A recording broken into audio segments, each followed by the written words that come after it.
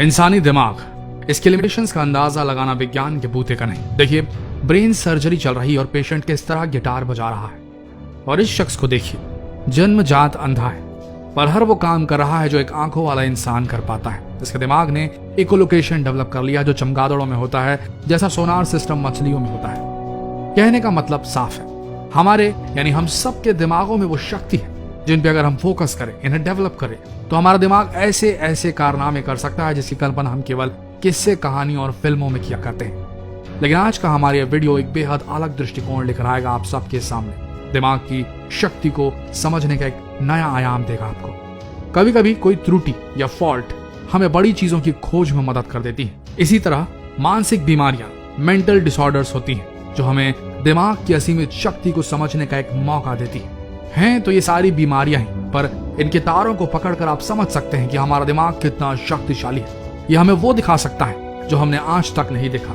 उस चीज का एहसास करा सकता है जिसे आज तक हमने छुआ तक नहीं। तो आइए जानते हैं कुछ ऐसी अजीबोगरीब मानसिक बीमारियों के बारे में, ऐसी मेंटल डिसऑर्डर्स के बारे में जो मानव मस्तिष्क की क्षमता को दर्शाती हैं। एपोफीनिया।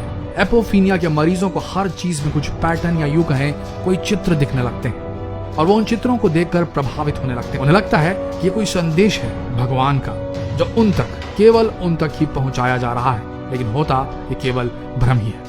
एपोफीनिया के मरीजों का दिमाग इतना तेज हो जाता है कि वो हर चीज में पैटर्न बना लेते हैं और उन पैटर्न से उनके सामने एक चित्र उभर आता है। आपने ऐसे कई किस्से सुने होंगे जिसमें लोगों ने ये कहा कि उन्हें किसी चीज में भगवान दिखने लगे। इस बीमारी में मानव मस्तिष्क के वो कनेक्शन इतने स्ट्रांग हो जाते हैं जो किसी भी पैटर्न में परिभाषा खोज लेते हैं।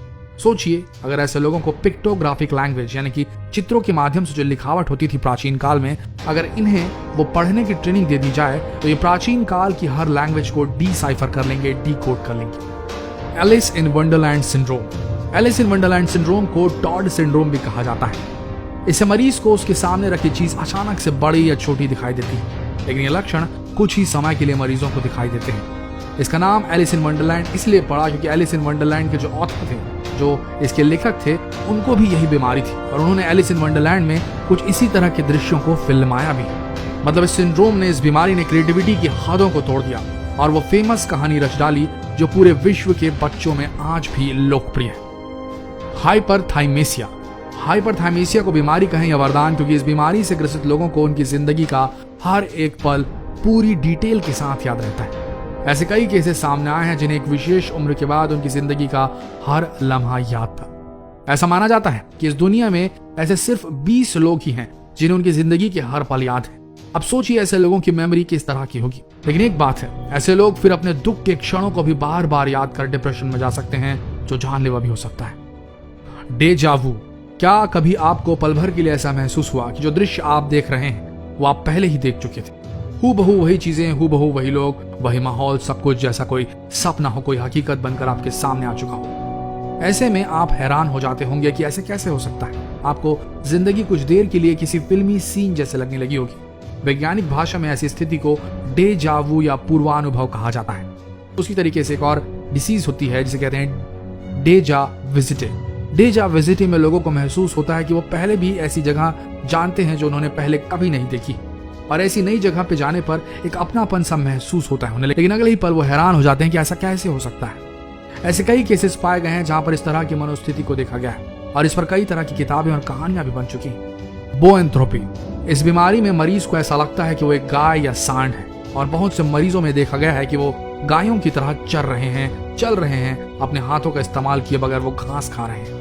इस तरह की घटना बुक ऑफ डैनियल में भी लिखी गई, जिसमें राजा नेबूचैडनेज़र को भगवान द्वारा श्राप दिया गया था, जिसमें नेबूचैडनेज़र अपना दिमागी संतुलन खो देता है और 7 वर्ष तक एक जानवर का जीवन जीता है। यह अजीबोगरीब मेंटल डिसऑर्डर है। प्रोस्पोग्नोसिया। प्रोस्पोग्नोसिया को आप फेस ब्लाइंडनेस भी कह सकते हैं। प्रोस्पोग्नोसिया के मरीज अपने ही लोगों को पहचान नहीं पाते, वो बिल्कुल लोगों को याद नहीं रख पाते। इस तरह के मरीज ज्यादातर सूंघ के या छूकर लोगों को पहचानते हैं, और कई मरीज लोगों के हेयर स्टाइल या आवाज से लोगों को पहचानते हैं। जो इस बीमारी से ग्रसित होते हैं उन्हें काफी दिक्कतों का सामना करना पड़ता है। ऐसा माना जाता है कि दुनिया की लगभग 2% आबादी इस बीमारी से ग्रसित है। कोटार्ड डिल्यूजन।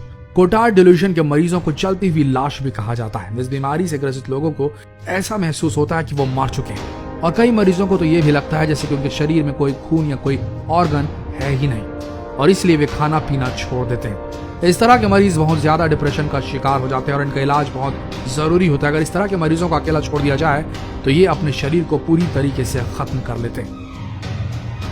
मानव मस्तिष्क पर अभी भी शोध चल रही है। कब पूरी तरह मानव मस्तिष्क के सारे कोनों को एक्सप्लोर कर लिया जाएगा ये कहना मुश्किल है। ये काम इंसान कर पाएंगे या आर्टिफिशियल इंटेलिजेंस से लैस कोई कंप्यूटर, ये भी नहीं कहा जा सकता। कहा बस ये जा सकता है कि जिस ज्ञान की आप और हम जिंदगी भर तलाश करते रहते हैं वो शायद हमारे दिमाग के किसी कोने में पहले से ही स्टोर होता है। हमें बस बाहरी आवाजों को बंद कर एकाग्रचित होकर अपने मस्तिष्क की आवाज सुननी चाहिए और सत्य हमारे सामने होगा। मेडिटेशन इसीलिए वो सबसे बड़ा टूल है जो हमें हमारी मस्तिष्क की क्षमता से रूबरू करा सकता है। हम तो मेडिटेशन करते हैं और आप कमेंट सेक्शन में जरूर लिखें और जितना हो सके इस वीडियो को शेयर करें ताकि आपके करीबियों को भी दिमाग की शक्ति का आभास हो। तो शेयर करें और ऐसे ही दिलचस्प वीडियोस के लिए इस पेज को अभी फॉलो करें क्योंकि आने वाला वीडियो और भी ज्यादा इंटरेस्टिंग होने वाला है। धन्यवाद।